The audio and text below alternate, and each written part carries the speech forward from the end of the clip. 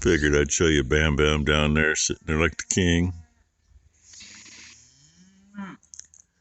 His group's starting to go back out, sort of. They're loving that new bale. That's this year's. One of those that was wet on top. And I think maybe it's time to go sight the rifle in again. I missed a freaking coyote this morning. Of course, he wasn't very big. He was kind of little. He was down there in the bottom. Make old Blue right there look like a cow standing next to him. Literally, I think the scope set at 4x, and literally the crosshair almost blocked him out. And he was right down there, edge of the dip where we were feeding bales before. Yeah, of course, you know, just run the fence and around the end of it and gone. Oh, I mean, the last one I missed been quite a while ago. And that one I had a little better excuse. He was on a dead run away from me. This one, broadside, but not very big. And yeah, I should be better than that with a 243. So yeah, maybe it's time to check everything and see how close it is to still being sighted in. They pretty well got that 8 down. Ain't much left of it. Yeah, the little bugger over there. Click and Edwin both have. Click and Edwin both, they got a little sunburnt nosies. So a little bit of use bag balm or use Vaseline mixed with charcoal, and that helps them heal up. The charcoal blocks the sun so it doesn't get it. But in the meantime, I had to come up here.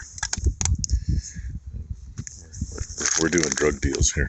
I used all the 2 goddamn screws so far. On that line fence, when that was done 40, 50 years ago, 40 some anyway. See, we want it eventually to be beautiful like our line. Yeah, it'd be nice to be like this or like this one, but with woven wire, because we keep woven wire on all the line fences. When that was done, Dad's big idea at the time, because you didn't have just had the old porcelain knobs that you had to either wrap around or put tie wires on. And to keep them away from the woven wire, he cut, what are they, probably 3 foot long? 2.5, 3 foot long 2x4s that are nailed to the posts, to the wood posts with gutter spikes. It worked great. I just beat one of those back in, and that was hell.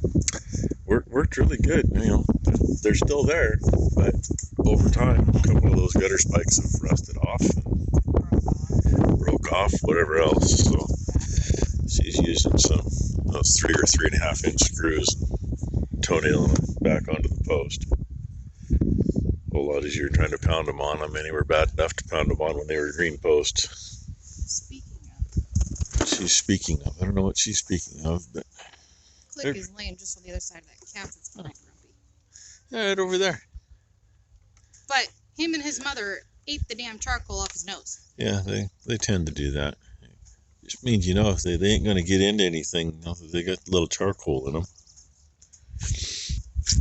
But anyway, and I got up here and Ty said that it was wherever he is over here.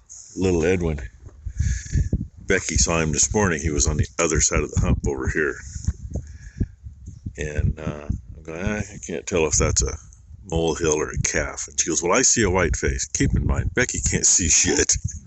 I couldn't see the white face from up by the shop. I could just see it was there. I told Ty, make sure and check on it. And now tell your story you told me again. I was getting some insulators and some wire off the trailer in the back barn. And I could see Grandpa came down right next to him. AKA the Hawk. And was giving him the what for that he did not follow everyone else in. So he got his little happy ass up and he started trotting down and hollering for Mom. Mom met him down at the bottom of the hill and I gave her the what for. Not supposed to leave your damn calf out there unattended. Especially the littlest ones.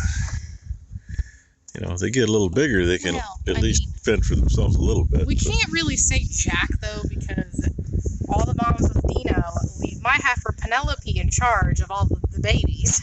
Yeah, but they're leaving a bigger heifer in charge of a bigger calf. So, anyway, that's what's happening. I'm trying to change teeth on the rake, and she's making me be her gopher. Well, it's a hell of a lot easier with them being right here. Yeah, I know. You don't dare open this gate with all them right here, or they will be out there. She don't want them out there yet. They'll be out there when the fence is done. After lunch, though, you and me have a date, and we're gonna have to bring the trailer out too. Why? Because the entire top wire is gone. Yeah. Nice. So you and I have a date. She thinks she wants to drag the fencing trailer out. It's got one tire that is completely flat and weather checked so bad. That's why I've been talking about getting some tire checked. Well, so we can just say screw it and I take the entire damn thing of wire up, but that ain't gonna be fun either. No, there may still be another roll of wire. Oh well. Anyway, you got enough of our gabbing. We'll obey 'em. There he is. Obey 'em. Yep. We'll leave you with Bam Bam for now. Well, Ty's still up there dinking with the fence. Top wire along the neighbor's there's all kinds of messed up. She said there was only 6 teeth, and well, that was 6 from where we still got to put the parts to this end. She forgot about the one toward the other side of the center. That'd be the empty one laying up there by the dog's butt. I was trying to get a better hitch pin set up on this, because I had a sleeve that welded to a washer and that buggered up. And I thought, well, I'll just take a piece of tubing and turn it, bore it out, and make a one piece. Then I thought, wait a minute. Why don't we just put a 1-inch pin in it? I'll tell you why we didn't put a 1-inch pin in it. When we got this thing, I rebuilt the hitch because it was tweaked all to hell and pretty well goobered up. This piece is so damn hard. See, I knocked the paint off. That's pretty much all I did. Because that hole had a little chamfer to it to begin with. When that was originally made, it was punched. And it was punched that way. Therefore, that side of the hole was rounded, just like the edge is, rounded and a sharp edge. I'm 99.9% certain I know I made this piece. Pretty sure I did. So it'll probably drill, but that one won't. I sharpened the bit 4 times. I started out in that drill press, which, yeah, it's belt driven and stuck in low gear. I'm going to guess it runs 100 RPMs, maybe 150. Low speed on this one's 430, something like that, 460, somewhere in there. I tried with that one first. Well, sometimes with hard stuff, if you got it spinning good, oh hell no, it didn't do any better. So I'm back to where I was, I guess. I mean, I even went out to the manure spreaders and grabbed a different hitch pin. I grabbed a 1-inch. You know, hey, we got this made. All we got to do is put spacers in for the drawbar. Yeah, I was wrong. So there's the 2 hitch pins hanging there. The little one's 3/4 inch. So I guess I'm back to my original thought and do that. Don't ask me if that makes me happy, because it doesn't, because it was a whole lot less work and a whole lot easier in the long run to just bore this out. But I just don't have what I need to do that. And I would imagine a good carbide bit that would do that probably cost more than this whole piece, or at least the same amount. And either way, a new one still ain't gonna have a big enough hole in it anyway. I should have known this morning when the dogs come in here, and they were from here around there to there, noses up, sniffing.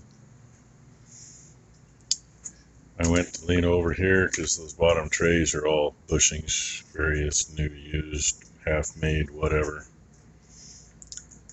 And I got to about here and I went, oh man, that trap had one in it. Got rid of him, come back in, I go to pull the tray out. That one had one in it too. Don't ask me how I didn't see it. But oh, Jesus. Doesn't smell very good over there yet. And the weird thing is, I know they weren't there yesterday morning. They already had maggots coming out. That's quick. But, got that marked length I need it. Go cut it off. Then bore it out. See if I can find something to weld onto it, because that's how I'm going to have to do it. And I had a really nice piece of 3/8. It's a 3/8 washer, stamped washer out of something. And maybe it's not as hard as that hitch. It's not. I actually drilled through it till it was almost to 1-inch diameter starting. And that is when it quit. This time not even a mark on the bit though, it just quit cutting and would not cut. So yeah, do it this way. Well, there's my bushing. It'll fit in the drawbar. And I did find that hole isn't exactly centered. I don't know if it's because the hole that was in it wasn't centered, or yeah, it ain't centered. It's to this side, actually kind of through here. But smoothed it up and bored it down that far, which leaves me plenty of room to weld. And whatever's sticking up, I'm either going to take a bigger washer and put over it and weld on, or I'll just clean that off. If I happen to have a hard washer that'll fit over that and I can weld it in without buggering up the hole, then I'll put a hard washer on top. Make it last a lot longer. And I did taper it a little, not very much, just a little bit, just so that maybe it'll come out later. I mean, it fits the hole loose enough, but by the time it's in there, it gets bounced around. That was part of our issue with the other one, and it was hard material. But I'm going to throw some glue on that and see what happens. Dang, I'm good. I put the bushings and the washers in there and put the pin in while it was laying on my lap, and then I put it back on the machine. I think I put it together upside down. That's all right. It's going to work one way or the other. And it's that time of day. I think Ty's feeding calves. Hopefully she finished that fence up. And I gotta go put that hitch pin back on a manure spreader. Otherwise it'll get lost, won't be able to find it, won't have one to put on it. And by the way, I love these pins.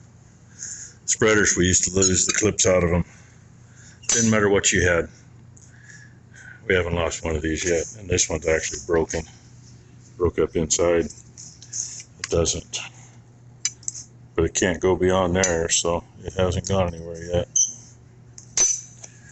So anyway, get this thing hooked up tomorrow, get the control box in,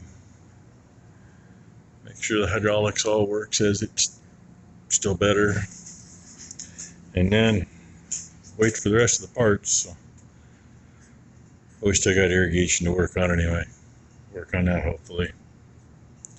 Get it in and get it going, because last thing Ty said, she planned on moving those cows into the hayfield tomorrow, which means we can get irrigation going on the 3-corner piece. That needs it. So, hope you all had a great hump day. Hope everybody has a great Thursday. Thanks for watching.